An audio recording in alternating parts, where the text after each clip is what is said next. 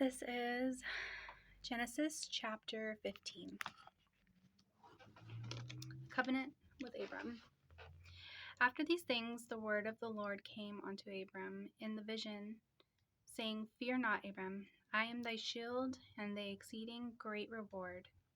And Abram said, Lord God, what wilt you give me, seeing I go childless, and the steward of my house is this Eliezer of Damascus.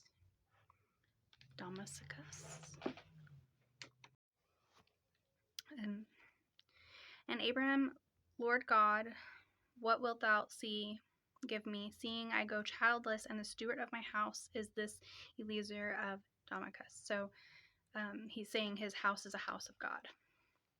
And Abraham, behold, to me thou hast given no seed, and lo, one born in my house is mine heir.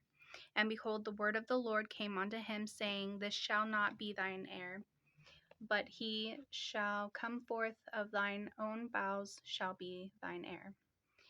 And he brought him forth a board, and said, Look now toward heaven, and tell the stars, if thou be able to number them.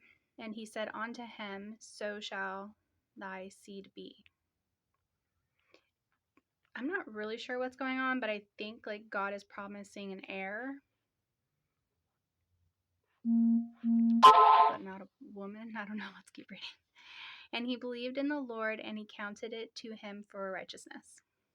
And he said unto him, I am the Lord that brought thee out of Ur of the Chaldees to give thee this land to inherit it. And he said, Lord God, whereby thou I know that I shall inherit it. So he's asking, what's going to happen? Where am I going to go get it? And he said unto him, Take me the heifer of 3 years old, and a she-goat of 3 years old, and a ram of 3 years old, and a turtle dove, and a young pigeon. And he took unto him all these, and divided them in the midst, and laid each piece one against another, but the birds divided he not. That's in other places in the Bible, about when, sacrificing animals, but you're not supposed to, you can cut certain animals in half, but not birds. I've read that before. I'm not sure where I read that.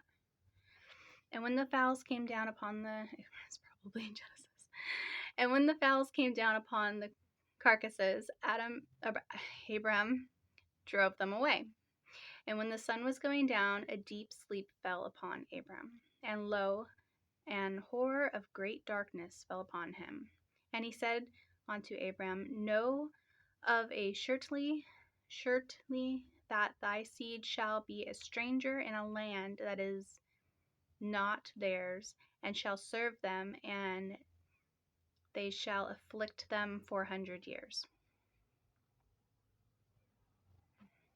And also that nation whom they shall serve I will judge, and afterward shall they come out with great substance. And thou shalt go by thy fathers in peace, thou shalt be buried in a good old age. But in the 4th generation they shall come hither again, and inquity of the Amorites is not yet full. Kind of sounds like more people are coming. Okay.